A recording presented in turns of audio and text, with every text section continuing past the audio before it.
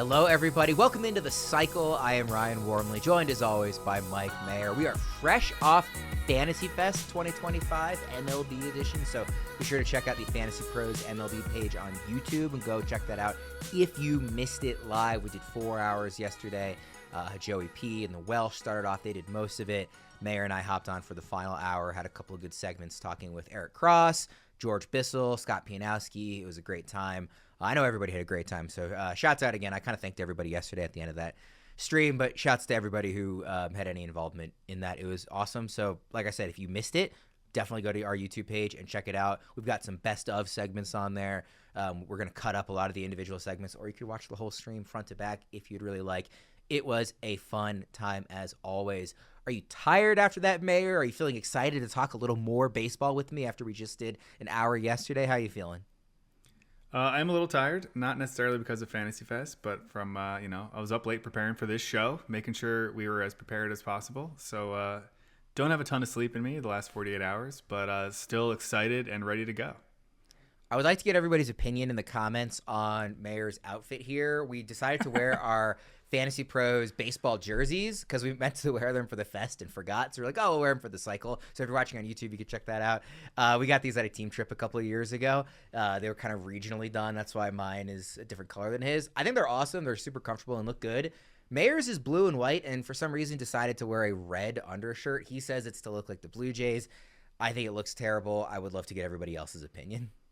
I would too. And I would also say this wasn't like an accidental red. I was wearing a navy blue shirt and I intentionally went and put a red one on because I was like, what's going to look really good?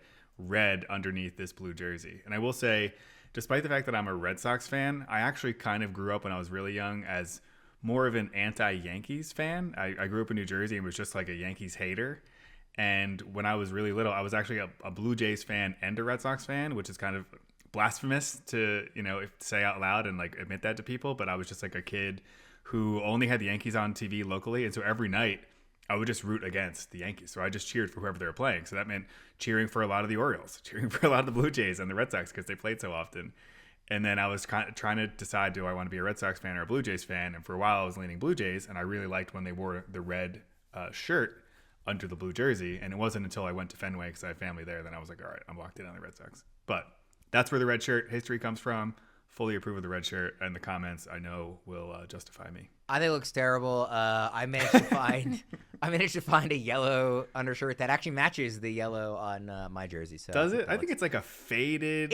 It's like pretty darn close. Bad yellow. I think it's pretty darn close. Maybe I'm colorblind, but I think it looks pretty good. That's enough jersey talk for this episode. I know before we jump into today's episode, which is going to be about some bold predictions, we're calling it our bold predictions that you can't hold us to. We are trying to be bold, so if we get it wrong, you're not allowed to make fun of us later in the year. They're predictions, but they're intentionally pretty bold. At least mine are. I haven't actually even really looked at what Mayor's are, so I can't wait to be surprised by how tame they are. I know you, before we jump into the episode, wanted to talk about last week's episode and some of the comments that we were getting, and maybe some of the comments that were struggling a little with the definition of some certain words. Yeah, so first off, we'll fully own the L here that like our all regression team was a little confusing because we chose like the exact definition of regression in that you can regress up or down. A lot of people in the comments it's not up or down, it's to the mean. So it can go down up to the mean. You can think of it spatially as other direction, but it's just to the mean. That's what all regression means. Right, up or down to the mean. If you're below the mean or above the mean, you can regress in either direction. But you're thinking about it just as like a physical space. This is gonna confuse people actually, so forget I even said it. We're gonna get out your blackboard and start doing. Yeah.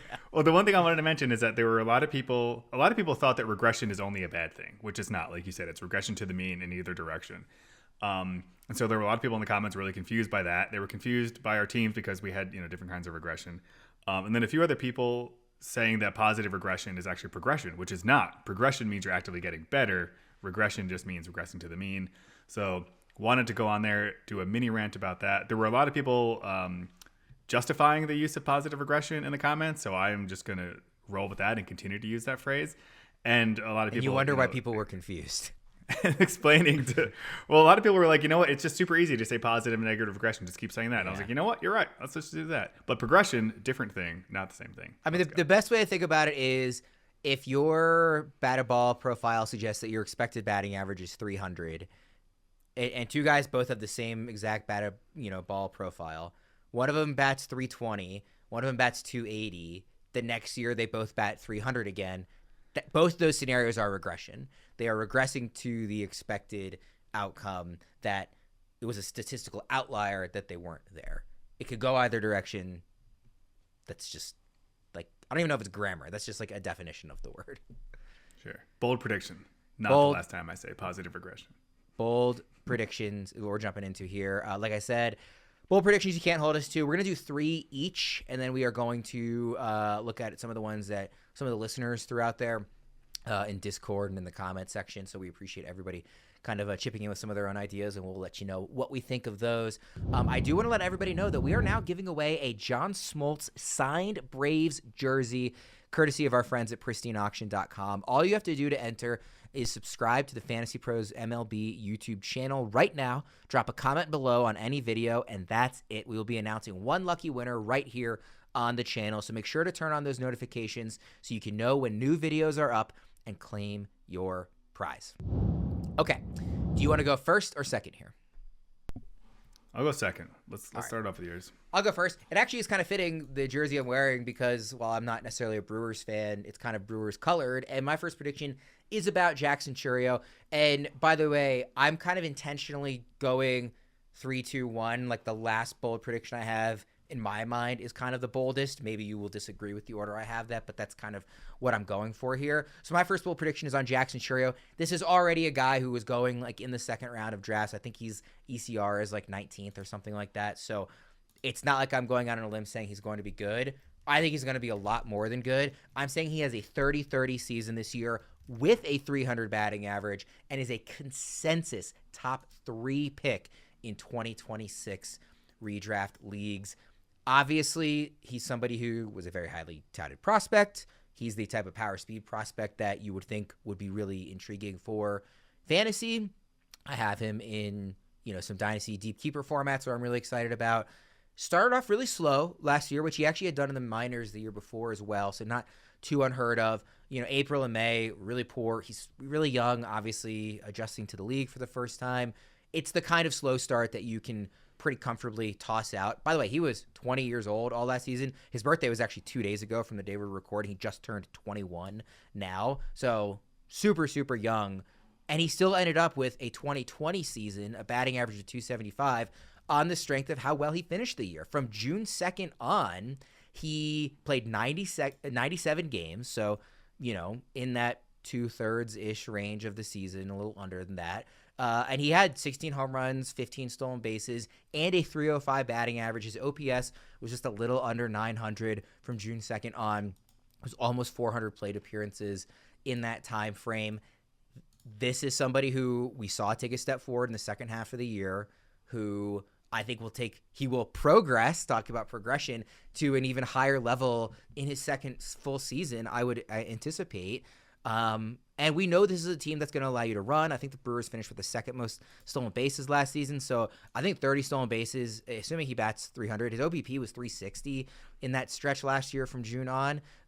If he matches that this year, he's easily getting 30 stolen bases, I would anticipate. And I think he takes enough of a step forward in the power as well to hit to that 30 mark. So I'm all in on Chourio this year. He's right now my favorite pick you can make in that middle of the second round range. And I think a year from now, we're talking about him.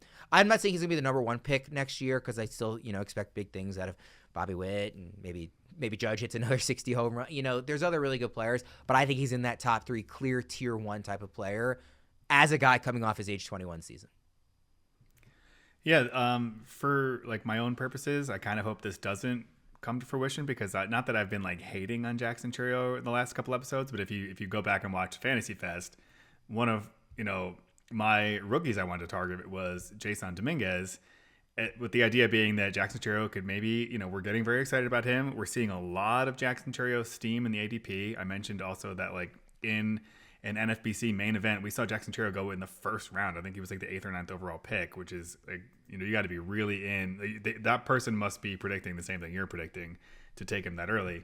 But I was saying, like, what if he underperforms based on his projections, which are, consensus projections, which we talked about before, they're often conservative, but like between like 20 and 28 home runs and like 24, 27 stolen bases. Batting average much lower to, not like low, but like lower than what you're projecting or predicting, like 268, 270. And I was saying, like, and if he kind of underperforms that, Jason Dominguez overperforms, you could potentially get a really good similar profile, several rounds later. So it would not be a great look for me in my preseason predictions if this comes to fruition. But, I mean, this is the hope, right? Like everyone, he's a really young hitter. We've seen the flashes. This is the next step. So last year in 148 games, 21 and 22. Not really that crazy of a jump to go 30-30, although you throw the 300 batting average because he batted, a respectable 275, and it looks like it earned 275 too. His expected batting average is 274. And as you said, 20 years old last year. Like, that's a 20-year-old doing that. And again, that's dragged down by the first 2 months also. His batting average was over 300 from June on, which is 2/3 of the year. I did not know that until you said that, and I looked it up while you were talking. He had batted 310 in the second half. That I did not know he hit that high. Yeah. I guess the reason this is my third most bold prediction is that I don't think it's that much of a jump. I think the idea of him being a consensus top 3 pick next year is what makes this bold, because it's not really that much of a leap. The pace he was on from June on last year was something like 27, 28 home runs and 27 or 28 stolen bases. Again, with a batting average over 300, with an OPS just under 900. Like, he was doing it last year. Essentially, it would not take a big step forward to get to that 30-30 mark. Yeah, and that's the thing. He's already going in the second round, and in some sharp leagues, first round. So in that sense, people are already kind of baking in this jump. Yeah. Where is he ranked for you? I know you talked about the idea of him maybe falling short of projections a bit that we discussed on the Fest, but when push comes to shove, at what point are you drafting him? Is it late second? Is it mid second? Is it into the third if you're actually low on him? And that's what I want to be careful of, because I'm not actually low on him. Like, I do like him. I do get concerned drafting him like a little too high. Like, I'm not going to do first round this year just because, you're kind of like hoping for that jump. I have him at 19 overall right now, so kind of the mid to late second round. And ultimately, like, I'll just put a bow on it by saying this. Like, I think last year was kind of the floor, right? Like, because again, so young, first year in the big leagues, and was dragged down by, a third of the season was really, really, struggling. And he still went 20-20 with a 275 average, like, as a 20-year-old. The floor is there, and I think the ceiling, obviously, I'm not going on a limb by saying, is also there. So I'm super, super all in on Chourio this year. That's my first bold prediction. What is your first bold prediction? Also, did you go kind of 3-2-1 when putting this together, or is yours not really in any order?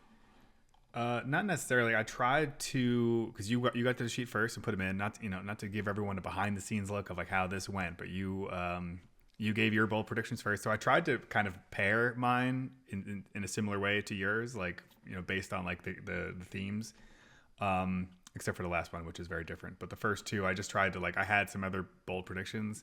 I feel like my second one is probably the boldest one. So this one is not my boldest one, depending on how you look at it. But I have Elly De La Cruz produces 100 combined home runs and stolen bases. And so he went 25 home runs, 67 stolen bases last year. So it's not really a huge jump like that. I think my quick napkin math is that's 92. So only 8 more. But early projections have him for significantly less. They have him with stolen bases in the 50s and hitting 25 home runs. So they have him 75, 80 combined home runs and stolen bases.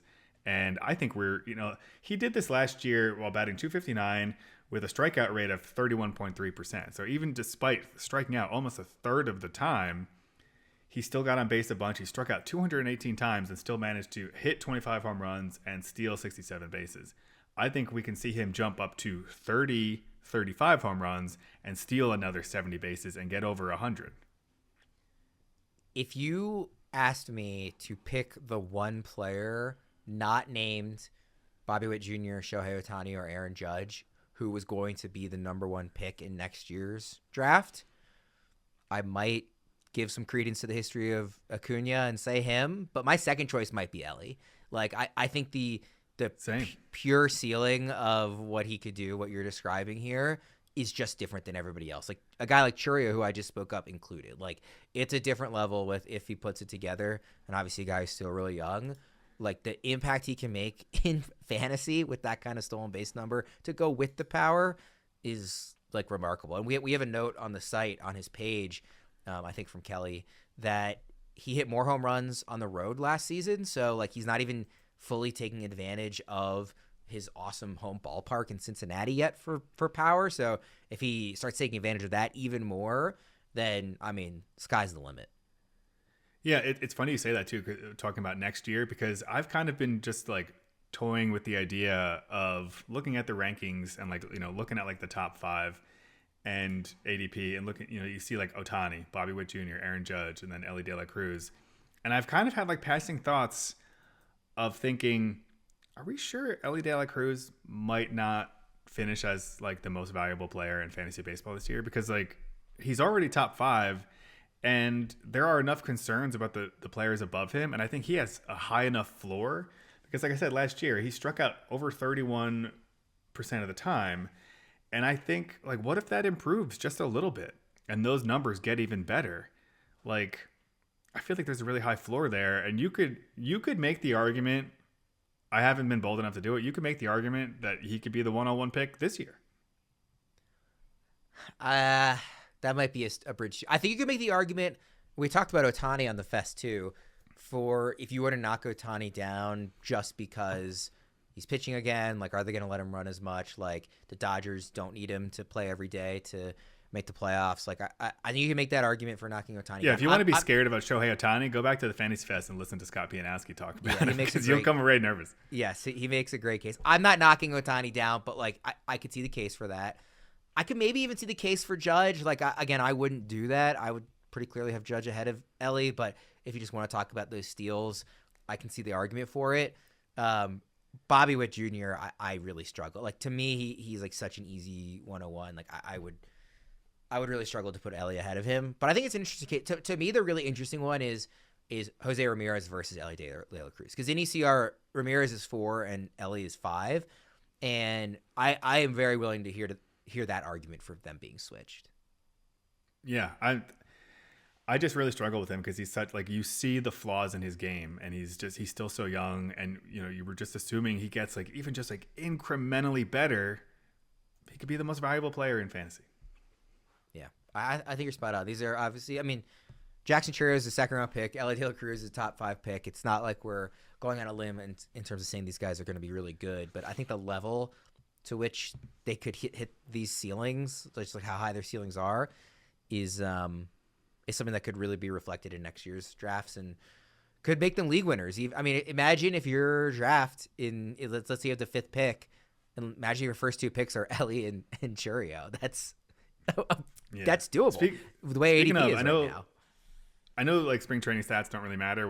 I actually tweeted out this morning that, like, spring training stats don't matter unless they're really good, really bad, or confirm your priors. Those are the only 3 times that spring training stats matter. But have you seen what he's doing in spring right now? I haven't looked at the stats, no. He's batting .481 with 3 home runs and 5 stolen bases in 11 games. So pretty excellent. Like, that's pretty dang good. Yeah. I don't even look at spring training stats. Like, the only time I see them is if they're so extreme that somebody's tweeting out about them and I notice it on there. Like, I will never go up and look up a spring training stat. It feels pretty useless to me. Like, what I care about spring training is how healthy guys are, if they're coming off an injury, are they working velocity on something? Of a pitcher. Yeah. Yes. Velocity for a pitcher. Is a pitcher working on a new pitch? That's where I don't care about the stats, like, really at all. I don't go out of my way to look at him. I see him, like you said, like, if someone's tweeting about him, or when I go to his, one of his stat pages and it's like one of the lines at the bottom, I'm like, oh, that's pretty sweet. 481. I want to remind everybody about our MLB draft kit. You can dominate your fantasy baseball draft with the Fantasy Pros Fantasy Baseball Draft Kit. View expert cheat sheets and rankings to build your perfect team. Access up-to-date projections and expert recommendations on sleepers, busts, must-have players, and more. Premium subscribers gain access to our entire Discord, where they can interact directly with our analysts through AMAs and other hardcore fantasy baseball fanatics. Bookmark our Fantasy Baseball Draft Kit at fantasypros.com/draftkit for new fantasy baseball advice every single day throughout the fantasy baseball draft season. Okay, we're on to bold prediction number 2, where I will go first again because you clearly just copied my same idea for this one, which we'll hear when we get to yours. If you threw it to me, I was going to decline and ask you to please go first. Yes, because I want it clear that I put mine in first. I am predicting, and again, trying to be a little bit bolder than the last one, that Devin Williams receives multiple top 3 Cy Young votes this season. Obviously, playing for the Yankees, you're going to get kind of just that added, media attention. He's awesome. Clearly was hurt last year, so only threw 21 2/3 innings, but was his usual excellent self in that 21 2/3 innings. He still had a WAR of 1.4, which is wild. He had 38 strikeouts. His WHIP was under 1. His ERA was under 2 for the 3rd straight season. I don't need to tell you that Devin Williams is one of the premier strikeout relief pitchers in baseball. I don't really think there's any competition in New York for him. In that closer role, I'm very confident if he's healthy, he's going to be in that spot all year. I know there's some injury stuff going on with the Yankees, but I still anticipate them winning a lot of games. I'm not worried about the ballpark because he's going to strike out a lot of guys. I just think he's an awesome pitcher. His ERA plus, I'm not saying it's a perfect stat, but it's just fun to read how insane it is. Remember, 100 is league average. It is career every season. 115, 1,375, 166, 209, 282, 341. He's just always excellent. He has received Cy Young votes in the past. He finished 7th as a rookie in 2020 in that voting. Again, 2020, a little bit different season. Shortened season. So that kind of helps relief pitcher. But the other thing to think about is there's not a ton of great Cy Young options in the American League. Obviously, Skubal is the favorite. I'm actually just assuming he's the favorite. I didn't look up the odds. So I can't imagine it's anybody else. I'm assuming he's a favorite by a wide gap. He won it unanimously last year, but other relief pitchers were receiving votes last year because there wasn't a ton of great starting pitching talent in the American League. So now that he's in the AL with a very premier team that people are going to be watching a lot, he's going to strike out a lot of guys. He's going to win a lot of big games playing for the Yankees, closing out a lot of big games, I should say. I think he is going to finish, not just get a couple of down ballot Cy Young votes. I think he's going to get multiple top 3 Cy Young votes, although none of them will be number 1, would be my prediction. What do you think about that? I think you didn't clarify that none of them would be number 1 when you put this in the sheet. You did write top 3 in the sheet. Yeah. He's got to get. He might get 1 second place vote. He might get 1 third place or a couple third places. I'm not saying he's gonna. Nobody's gonna go in and say he is the Cy Young, but I think he's gonna get votes. I didn't want to just say down ballot because you can just get a 5th place one to the best reliever or whatever. That happens a lot of years. I think he gets multiple in the top 3. So do you think he has a realistic shot of winning it? No, I think Skubal is too good. Because I was going to say, I just pulled up the Cy Young odds for the American League on Betting Pros, and you usually chicken out when I try to toss this stuff to you, but do you want to take a guess of what his odds are, or are you going to chicken out like usual? What his odds are? I don't know. Plus 6,000. Oh, we got to go way higher than that. Way higher than that. What is it? This is so high. It's worth putting $100 on it. What is it? Because it would be life-changing money. He's plus 30,000. Oh, really? You're right. I should have gone way higher. Well, I was thinking. So obviously, for this to happen, he needs to be the best relief pitcher this year. And but last year, didn't Clace finish 3rd? So no idea. We've seen a very high level reliever finish high. I'm pretty sure. Do you mean Clase? Is that what you're saying? Emmanuel Clase? Isn't it Clase? Did you say Clace? I used to say Clase, and somebody once corrected me to say it actually is Clace, so I switched. Did that person screw with me?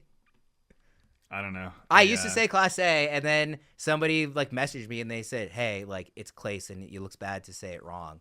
Now you've got me thinking I've been I switched to saying it wrong. I've only ever heard Clase, but I spend so much time reading all these names that like a lot of times I just like how I say Raggins a lot, even though I know it's not. But like I said it on an episode of The Cycle recently. I said Cole Raggins. Lugo finished second, and Clase finished third. So, I mean, if you're telling me that the best relief pitcher in the league can finish third, then 30,000 plus 30,000 odds is pretty enticing. Again, I don't think Devin Williams is going to win. Like, no part of me is coming on here saying he is like set to win. Baseball Reference says Class A. I don't know what this other guy who corrected me was thinking. I think it is Class A. So YouTube comments will let you know, I'm sure. Yeah. Well, I mean, like I said, I that's how I had always pronounced it, and then I should have corroborated it when I got corrected. At any rate, he finished third last year, so I think that's like on the table for Devin Williams. The type of year I expect out of him, I think he's going to save 40 games. I think he's going to have an ERA of like 170. I think he's going to strike out almost 2 batters in it. Like, he's just going to be his usual self, but for a big market team, he's going to get a lot of attention. That's what I was going to say. The Yankees, awesome. You're going to get like the Derek Jeter Yankee boost, like just being a Yankee as opposed to if you were a Royal. Yeah. I mean, like that shouldn't matter, but it does. And so, yeah, that's why I'm going with Devin Williams. Kind of sticking with the Brewers-esque theme because we're used to be wearing this jersey. All right, so who are you going to give your Cy Young prediction to this year? So I will say I already had this bold prediction queued up and ready to go because we had to do some bold prediction research for Fantasy Fest, and this is one of the ones I considered using, but I ended up going with my Mike Trout bold prediction for that segment. But I have pretty much the same kind of bold prediction as you, as Devin Williams receives multiple top 3 Cy Young votes. I think Clay Holmes in the National League receives multiple Cy Young votes.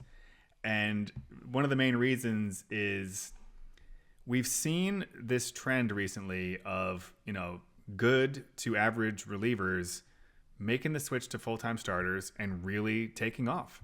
And I think Clay Holmes could be the next one to do that. It's clear that he was a target for the Mets. The Mets saw something in him. They signed him like pretty immediately, and we're just like, he's a starter, by the way. I know we signed Clay Holmes, but he's not a reliever. He's a starter for us. And so I'm really intrigued by the profile there. I know you said you don't like to look at spring training stats, but he could not have started spring training any better. 9 2/3 innings, 13 strikeouts, 0 runs allowed. So he's off to a great start. To his obviously, like, he's not pitching full games. He's pitching like 2 or 3 innings at a time. But I think he could be the next pitcher where we see, maybe he jumps up to like 170, 175 innings, maybe a strikeout per inning. His ERA last year was a little bit inflated compared to years before, but like pitching out of the bullpen, 2.54 ERA in 2022, 2023 is 2.86. I think we can kind of see him stretch out and have the same kind of success because I don't really have any scientific backing to back this, but like watching him like as a reliever, he felt kind of like a starting pitcher who was relieving as opposed to like someone like Edwin Diaz who was like born to close. And I don't know. I feel like I can just see it. I can see the transition going really well, and he can be in like that Seth Lugo mold where he just becomes a starter and it just clicks. And this is like the best fit for him. Have you looked up his odds? Because I have it up here. If you haven't looked it up, I have not. I have the page open, but I imagine is it plus 30,000? No, it's actually worse than... drastically lower. Or shorter odds, to clarify, not longer. What odds. Is it? It's half that. It's plus 15,000. Oh, there you go. It's gotten the starter jump. Still, a reasonable bet, I would think. Right, yeah, but after such names as Matthew Boyd, Nick Pivetta, and Eduardo Rodriguez. I know. I just scrolled down a bit and I'm seeing like, Class A is plus 20,000 because I'm just still thinking about like the relievers. I know they're like very likely to not win, but considering he just finished third last year, that just seems really long odds. Maybe I'm thinking about it the wrong way. This is obviously more of a fantasy show than betting, but it's interesting to look at. Yeah, I mean, you can if you do your research right, you can use betting odds to help with fantasy, especially for like daily lineups. You can look at stats for the day and odds for the day because sports books don't exist because they lose money. Definitely not. What would you rather bet? Devin Williams plus what'd you say? 35? 30,000. I'd rather 30,000. bet Devin Williams at those Yeah. odds plus 30,000 consensus odds. So I'll put it. I might actually bet that. Where is Williams ranked for you amongst relievers this year? Let's see. I gotta imagine I have him pretty high. And where is Holmes ranked for you amongst pitchers? That I think is an interesting one. I have him 2 behind Clase, and I feel like you can kind of go either way with that one. I feel like the tiebreaker there would be that Clase is just the same pitcher, same situation, whereas Devin Williams is going to New York, going to Yankee Stadium. That is not insignificant to me. So if you're looking at the variables, I'd rather have the guy who we've seen unchanged. Holmes, I have. I feel like. Oh, he's only. It's hard to see because he's not SP eligible. So. Oh, okay. I was gonna say, I'm like scrolling through our ECR. I was like, where is he? Yeah, it's because it's tricky because he's not SP eligible yet, so he can't be ranked there. So he's like, in terms of relievers, I have him at 32, but it's like trying to value his starting pitcher value as a reliever only. All right, let's do our final bold predictions here. I went first the other 2 times, so I'll let you go first on this one. So my final bold prediction is another player we've talked about a little bit recently. I know Joe and Welsh talked about him a little bit, and then Kelly talked about him on the first episode of the cycle that we did when you were still recovering from your surgery. Is that Sandy Alcantara is another name I always say wrong. Because I always want to say Alcantara. Yeah. Sandy Alcantara finishes as a top 10 starting pitcher in fantasy, and he's currently SP 57. If you don't think that's bold enough, as he recovers from his injury. Gut rapid reaction. What do you think about that? I like it. I mean, we've seen what the ceiling can be from him in the past when healthy, and I like it not only in terms of a prediction, but in terms of like what it can mean for your draft. In that this is a ceiling play that you should be making where he's going in drafts. They said, I just looking at his page right now on FantasyPros, their manager said no innings limit is set on him this year. Like Which is wild. Just ready to roll. And if he's going to be like close to a frontline ace in terms of the usage, I'm super interested in that. He's not even 30 years old yet, so it's not like he's, way past his prime. He just had a major injury that a lot of pitchers deal with, and he's back and supposedly not limited somehow. So, I mean, 2022 was obviously like the year for him. I don't think he's going to be that level, but I like this pick. Yeah, the interesting thing, you're going to have to get the strikeouts from him. That's the concern. But like we've seen, like you said, 2022, he threw 228 innings in order to get to 207 strikeouts with a strikeout rate of 23.4%. Last year dipped a little bit, but you also have to, or not last year, 2023 because he didn't pitch last year. But I don't know. I feel like if you're, if he really truly doesn't have a limitation, maybe we do see that jump. I also don't think he's going to be with the Marlins all year. I think in the second half of the year, he's going to be pitching for a very valuable organization, that needs starting pitching, and he's going to be, winning a lot of games. You gave his ranking. What's his ADP? I'm curious if it's higher than where he's ranked. I gave his ADP is 50. Oh, I'm sorry. I thought you gave his no, his overall ADP. I'm sorry, not amongst pitchers. Oh, let's see. 145. I just pulled it up. 145. Okay, so in that, what is that, 14th round? 13th round, early 13th. I can never do the math on that quickly. I'm not even going to try to do the math. You're not going to catch me with that in the YouTube comments. I believe that would be early 13th, right? Because 12 rounds of a 12-team league would be 144, so very beginning of round 13. Yeah, at that cost, if he really doesn't have innings restrictions, 12th round according to my phone calculator. How is that possible?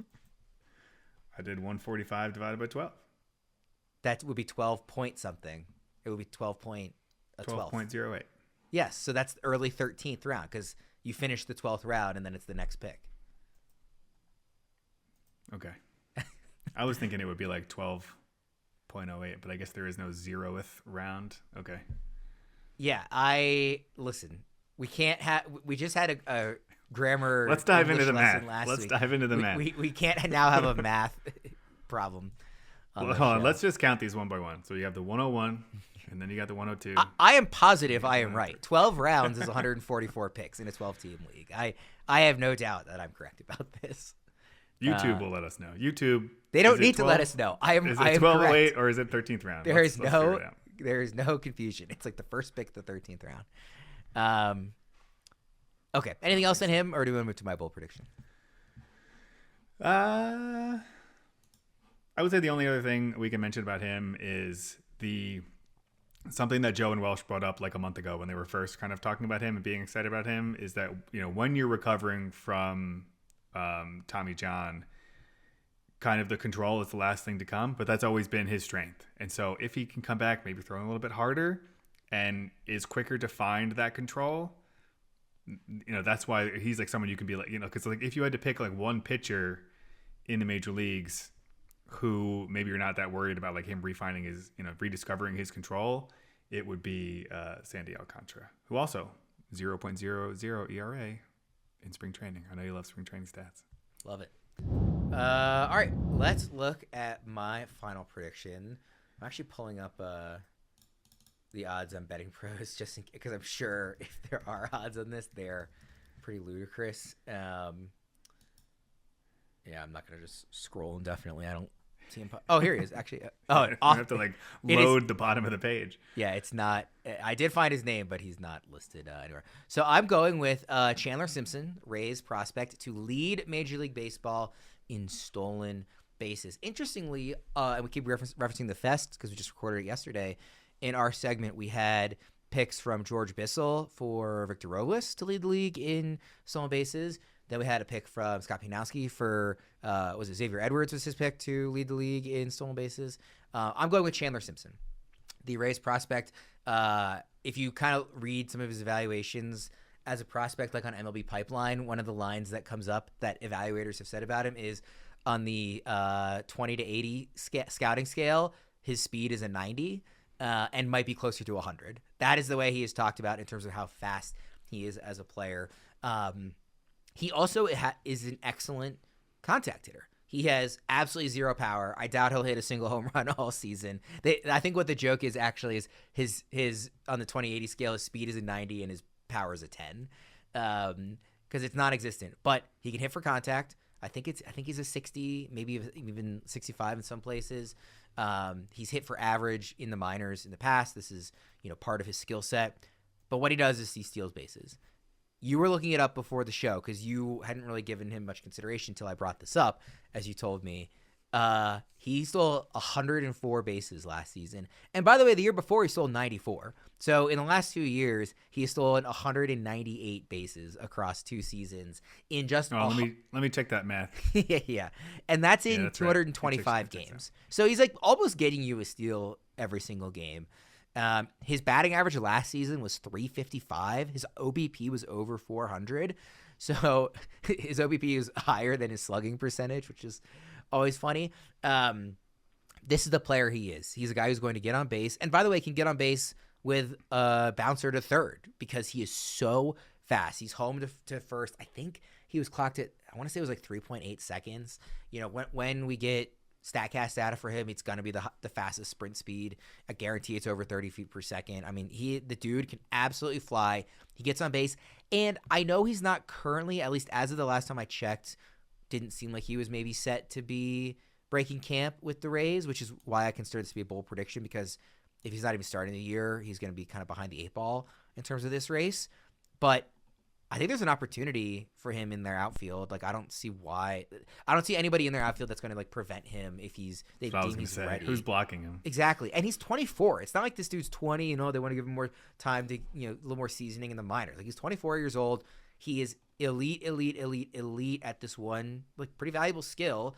It's easier to get steals than ever. Like, I'm not going to put a number to it. I'm not going to say, he's going to steal 90 bases again or anything, because again, I don't know when he's going to be at the big league level, but I'm going to say that once he's there, in like 85% of games, he's getting you a stolen base, and that's going to be pretty darn valuable. And by the way, he's as free gets in ADP. I want to see if it's moved at all, but the last time I looked, It was quite low. Yeah, his ADP is in the 500s, so it's not like he's going to cost you anything. Now, again, the part of that is the fact that he's, probably going to be a minor leaguer to start the year. But if you are in any kind of league where steals are valuable to you, this is a guy I'm really interested in. And going out on a limb, I'm saying he's going to lead the league in stolen bases this year.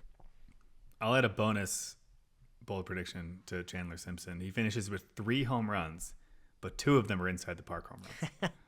2 in the park home runs. That's pretty good bold prediction. Yeah. I'll especially play some games in Fenway. If he can get one into the triangle at Fenway, he's a lock for inside the park home run. Oh yeah. He's one of those guys that makes speed fun. Like, you always hear chicks dig the long ball and stuff. Like, we're gonna be seeing his home to first splits. Like, this dude is so freaking fast. It's gonna be really fun to watch. So I was trying to look up the fastball. Yeah, I was trying to look up his odds here. Like I said, it's not listed, so can't currently bet on it, at least not on any of the sites that we have on bettingpros.com. But once he's up, if another Simpson question for you, who do you think would steal more bases, Bart Simpson or Lisa Simpson? I have watched one episode of The Simpsons in my life. Blasphemous. Right, we'll dig into that in another episode. I think we talked about it a little bit last year when you first used the word cromulent. Yeah, that's right. I've seen one episode. It's the episode where Homer eats a bunch of donuts. Vegan is a perfectly cromulent word. Yeah. It's one where he eats a bunch of donuts. That's the only episode I've seen. Oh, so every episode. Well, it's like they force feed him donuts. He's in hell. Yeah, he's in hell getting force fed donuts. And then he's they're torturing him, and he's just getting bigger and bigger. Yeah. I had never seen an episode until 3 or 4 years ago, and my old roommate was like, "We have to watch. You've never seen one? Here's a great one to watch." And we watched it. I was like, "Yeah, it's pretty good." And I never watched another. Yeah, I'm a Simpsons fanatic. I've written reviews of the Christmas episodes. So what's your answer then?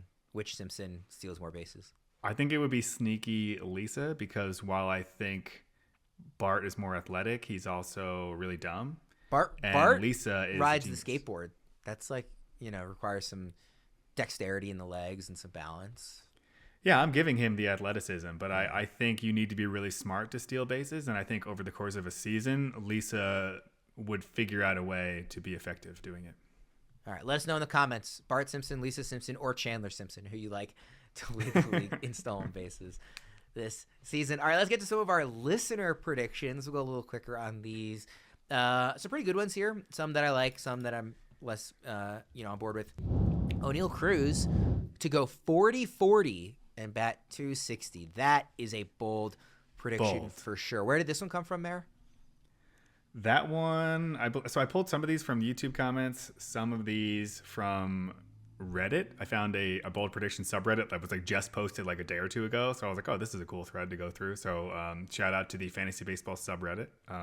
Great job, guys. And some are from our Discord. The only thing is, I did not write down where I pulled any of them from. And as you saw, I pulled them down at 1 a.m. And so I don't remember. I think this one was Reddit. Well, what do you think about this prediction? I think it's bold. I think it's very bold, and I don't think. 260 is fine because that's essentially what he batted last year, so I'm on board with that. But 40-40 is pretty much doubling what he did last year, and that's not going to happen unless he cuts down that strikeout rate. Now, maybe I'm being a little bit hypocritical there because on the other half, I'm already hoping and projecting that Elly De La Cruz cuts down his 30% strikeout rate.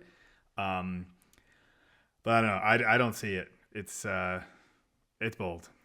Do you think 30-30 would be super bold? I think it would be regular bold, but I think it's within his range of outcomes with natural progression, and projections are not that far off. His top projection for home runs is 26, and for stolen bases is 23. And not to sound like a broken record, but I always say projections are generally conservative. They're not bold. They're not predicting the breakouts or, the huge jumps. And so I think that's perfectly within his range of outcomes to go 30-30. I don't think he's going to get 40-40 though.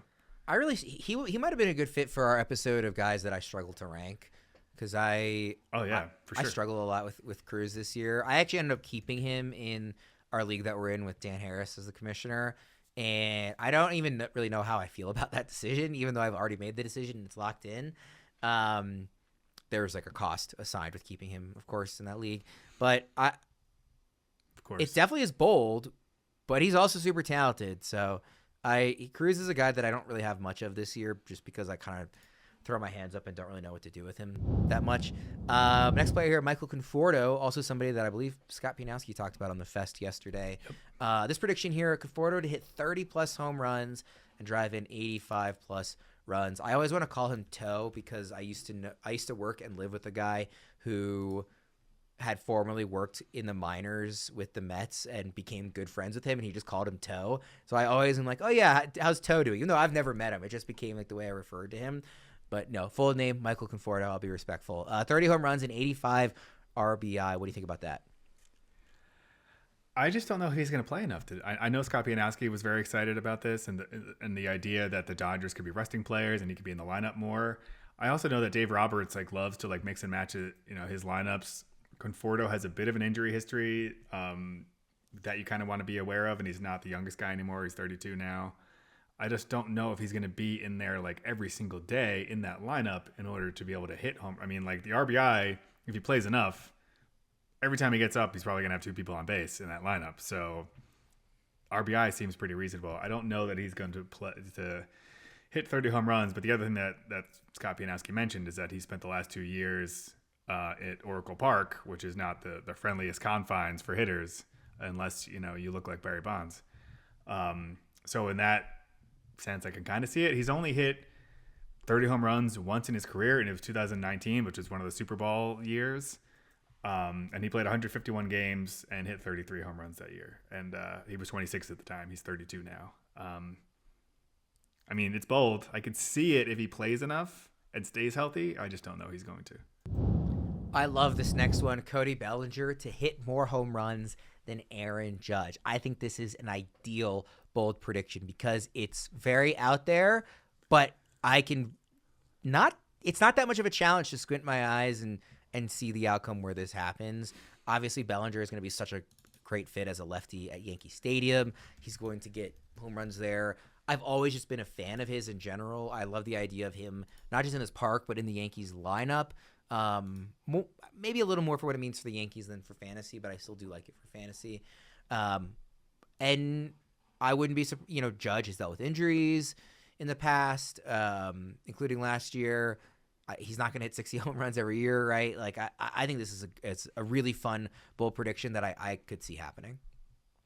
I think it's a really fun one. I do think you need an Aaron Judge injury for it to happen. Although Cody Bellinger should be batting behind Aaron Judge. So if they're doing a lot of walking Aaron Judge and Cody Bellinger just refines everything in that ballpark, which is a really nice ballpark to be in as a left-handed hitter, I could see it happening, but you do need Aaron Judge to miss some time for it to happen just because he's so good. And unreal power for Aaron Judge. How many home runs, generally, are you expecting to see from Bellinger this year? What's the rough range you're looking at? I think if he stays healthy, he's flirting with 30, for sure. But I don't think that's his ceiling. I think. Well, we know the ceiling is much higher because we've seen it. It's been a while. 47. We know what the ceiling is 47. Yeah. Also, Super Bowl year. But sure. Super Bowl is also. It's essentially the same thing as playing in Yankee Stadium. And maybe they'll get some of those Aaron Judge Super Bowls that they got caught using. Maybe, yeah. Since that year, his totals, 2020 was just 12, obviously shortened season. The other 4 years were 10, 19, 26, and 18. So 30 would be definitively a step up. But again, given the park, I like this quite a bit, actually. I mean, again, it's bold, right? I'm not saying I'm going to go bet Cody Bellinger to lead the league in homers, but I think it's a fun one, and I would be less surprised by this than I would a Oneil Cruz 40-40 season with a 260 average. I think. Yeah, assuming Aaron Judge misses time, I don't think there's a world where Aaron Judge doesn't miss time and Cody Bellinger still hits more home runs than him. What do you think Bellinger is odds to lead baseball in home runs? Plus 30,000. Plus 18,000. Although some places he's more like plus 10,000, but in kind of that range.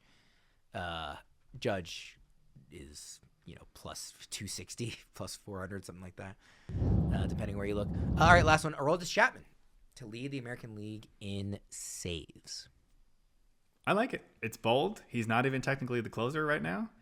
You're banking on the Red Sox to be better than their projections, although you don't necessarily need to be a really good team to have a ton of save opportunities. I think in the law of averages, it helps to have a really good team unless you're just so good that you're winning by 7 every night. But Liam Hendricks is struggling a little bit. Not, like we said, we don't want to overvalue like spring training stats, but this is a pitcher who, has dealt with injuries. We haven't really kind of seen him bounce all the way back. And so in the spring, you'd kind of want to see him fully back and like taking on that job. But so far, it's been Chapman that looks really good, and Hendricks has kind of been up and down. So I think there's a world where Chapman takes that job pretty early in the year, doesn't relinquish that job, and has an outside shot at leading the AL in saves. As a bold but possible prediction. I get what they're going for. I don't think it's going to happen. I mean, part of that is we just talked about. That's why it's bold. How much we like Devin Williams or Class A. I see the. I actually think less about him. I think the Red Sox are a very good team if they have a clear closer the whole year for that closer to rack up a ton of saves. I think that's because I think they're going to win a lot of games, but not by so much that there's not a lot of save opportunities is kind of my expectation for them. So I actually think aiming for that closer position is a good one. Obviously we would need to see how it pans out in terms of the actual opportunities he's getting as a locked-in closer. But also, do you know how old Chapman is now? 37. He's almost exactly 37. Well done. His 37th birthday was like 2 weeks ago. So sweet. Well done. I'll have to wish him a happy birthday. I forgot. Nice pick. I'll give him a call. All right, we'll wrap it up there on our bold predictions. Just a quick reminder of the ones that we threw out there. I guess we can look back at the end of the year and see how we did. I have Jackson Chourio going 30-30 with a 300 average and is a consensus top 3 pick in 2026 drafts. I also have Devin Williams to receive multiple top 3 Cy Young votes this year and Chandler Simpson to lead Major League Baseball in stolen bases. Maher has Elly De La Cruz producing 100 combined home runs and stolen bases. He also has Clay Holmes receiving multiple Cy Young votes and Sandy Alcantara finishing as a top 10 starting pitcher in fantasy. Any other thoughts before we get out of here? Yeah, YouTube comments. Don't forget to go in there and let Worm know that you approve of the red undershirt under the royal blue jersey. Is this royal blue? It's royal blue, right? Yes, it is royal blue. That much I'm sure about. Please don't do that. But do go in the comments and let us know what you think for next week's episode, which is going to be some yearbook superlatives. We're going to make some predictions of, most likely to succeed, class clown, those kind of classic yearbook superlatives. We haven't decided on all the categories yet. So if there's a category you want to hear us say, drop it in the comments. If there's any players that you think, you already want to kind of assign some of these players to certain categories, you can throw those in the comments as well. We'll let you know what we think next week. But yeah, yearbook superlatives for the 2025 season, kind of predicting that will be next week's episode. Thanks everybody for listening in to the Fest. If you listened yesterday or listening later, thanks everybody for listening to today's episode on Bold Predictions You Can't Hold Us To. For Mayor, I'm Ryan Wormeli. We will see you again next week.